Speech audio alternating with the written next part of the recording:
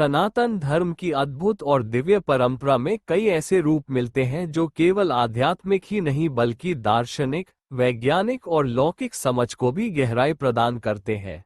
इन्हीं दिव्य स्वरूपों में से एक है अर्धनारीश्वर, अर्थात भगवान शिव और माता पार्वती का एक संयुक्त रूप, जिसमें शरीर का आधा भाग शिव का और आधा भाग शक्ति का है। अर्धनारीश्वर केवल एक मूर्ति या रूप नहीं, बल्कि एक महान संदेश है। सृष्टि, पुरुष और प्रकृति, ऊर्जा और चेतना, जन्म और विनाश, इन दोनों के संतुलन पर ही चलती है।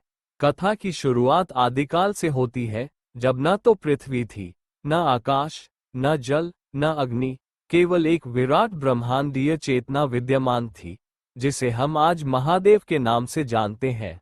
उसी चेतना के भीतर छिपी थी शक्ति, जिन्हें हम माता आदिशक्ति के रूप में पूजते हैं। जब सृष्टि की रचना का समय आया, तब शक्ति ने शिव से कहा, हे नाथ, इस जगत की उत्पत्ति तभी संभव है जब पुरुष चेतना के साथ स्त्री शक्ति भी संगठित हो। आपकी योगमय समता और मेरी सृजन शक्ति साथ हो, तभी यह विश्व जन्म ले सकेगा।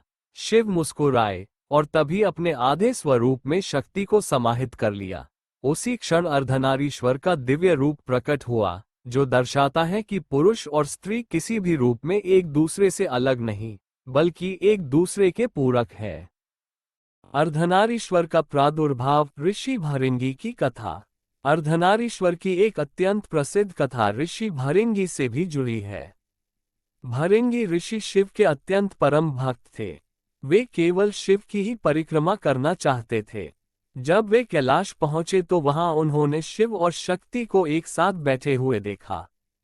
वे इच्छा रखते थे कि केवल शिव की परिक्रमा करें, माता की नहीं। जब उन्होंने परिक्रमा शुरू की तो मां पार्वती ने मुस्कुराते हुए थोड़ी सी अपनी शक्ति का उपयोग किया और अपने आप को शिव के साथ ऐसे संयुक्त कर लिया कि कोई भी उनके बीच से नहीं गुजर सकता था। लेकिन भृंगी ऋषि अडिग थे। उन्होंने अपनी तपस्या से अपने शरीर को इतना हल्का बना लिया कि वे एक मधुमक्खी के समान हो गए और शिव के चारों ओर चक्कर लगाने लगे। ये देखकर माता पार्वती ने कहा, देखिए नाथ, यह विषम स्थिति कितनी असंगत है। ये केवल आपको ही पूजना चाहते हैं, मुझे नहीं मानते, जबकि आप और मैं एक दूसरे के बिना अधूरे हैं। शिव सहमत हुए और तत्क्षण उन्होंने शक्ति को अपने भीतर समाहित कर लिया और प्रकट हुआ अर्धनारीश्वर का अद्वितीय रूप, जिसमें शिव और शक्ति एक ही देह के दो भागों के रूप में दिखाई दिए। अब भृंगी चाहे तो भी केवल शिव की ही परिक्रमा नहीं कर सकते थे, क्योंकि शरीर एक था। ये कथा हमें ये संदेश देती है कि शक्ति और शिव अलग नहीं है। सृष्टि तभी संतुलित है जब दोनों साथ हों। सृष्टि का तात्विक रहस्य, पुरुष और प्रकृति का मेल। अर्धनारीश्वर का ये संयुक्त रूप केवल एक धार्मिक कथा नहीं, बल्कि एक गहन दार्शनिक संदेश है। ये बताता है, शिव चेतना है, शक्ति ऊर्जा है। शिव स्थिरता है, शक्ति गति है। शिव बिना शक्ति के शून्य है, शक्ति बिना शिव के अनियंत्रित।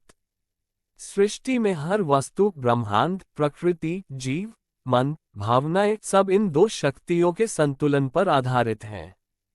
अर्धनारीश्वर की रचना, देवताओं की विनती।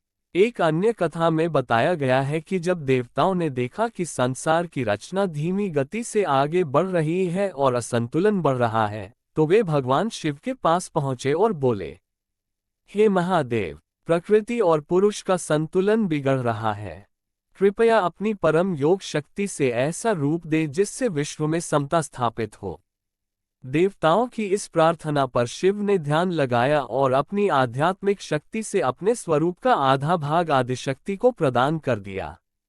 उस क्षण प्रकट हुआ दिव्य अर्धनारीश्वर। इसका संदेश था, जब तक शक्ति और शिव एक नहीं, तब तक सृष्टि किसी भी रूप में पूर्ण नहीं हो सकती। अर्धनारीश्वर का रूप, प्रतीक और वर्णन। अर्धनारीश्वर का दिव्य स्वरूप आधे में शिव और आधे में शक्ति का प्रतिनिधित्व करता है, और हर एक का गहरा अर्थ है। शिव पक्ष, जटाएं, ज्ञान और तपस्या। त्रिशूल, तीन गुणों का नियंत्रण। नीलकंठ, संसार के विष को धारण करने की क्षमता। बाघंबर, वीर्य, त्याग और संन्यास। शक्ति पक्ष, सिंदूर और आभूषण सृजन और सौंदर्य। कमल पवित्रता, लाल वस्त्र ऊर्जा, शक्ति और उत्साह। हाथ में कमल या वरद मुद्रा पालन और सृजन।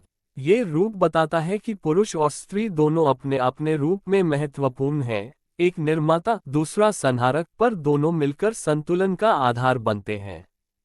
दार्शनिक महत्व। अर्धनारीश्वर की अवधारणा केवल शरीर का मिलन नहीं है, बल्कि यह एकता का संदेश देती है।